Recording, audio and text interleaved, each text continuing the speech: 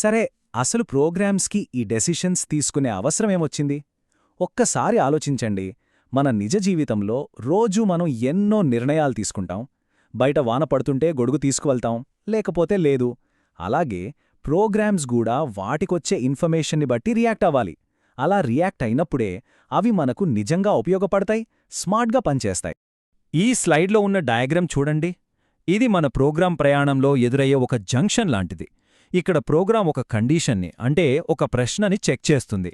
ఆ ప్రశ్నకు వచ్చే సమాధానాన్ని అంటే అవును లేదా కాదు అనే దాన్ని బట్టి అందుబాటుగా ఉన్న చాలా దారుల్లోంచి ఏదో ఒకదాన్ని మాత్రమే ఎంచుకుంటుంది. ఉదాహరణకే ఒక ట్రాఫిక్ సిగ్నల్ అనుకోండి. లైట్ రెడ్ కలర్లో ఉందా అనేది కండీషన్. సమాధానం అవును అయితే ప్రోగ్రాం ఆగాలి అనే కోడ్ని రన్ చేస్తుంది.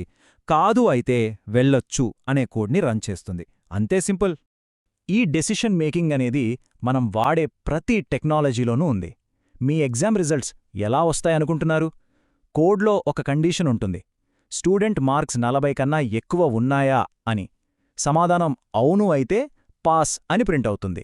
కాదు అయితే ఫెయిల్ అని వస్తుంది. అలాగే మనం ఏటీఎంకి వెళ్ళినప్పుడు అకౌంట్లో కావాల్సినంత బ్యాలెన్స్ ఉందా అని చెక్ చేశాకే కదా డబ్బులొస్తాయి. ఈ ఇంటెలిజెన్స్ అంతా ఈ కండీషనల్ స్టేట్మెంట్స్ వల్లే వస్తుంది.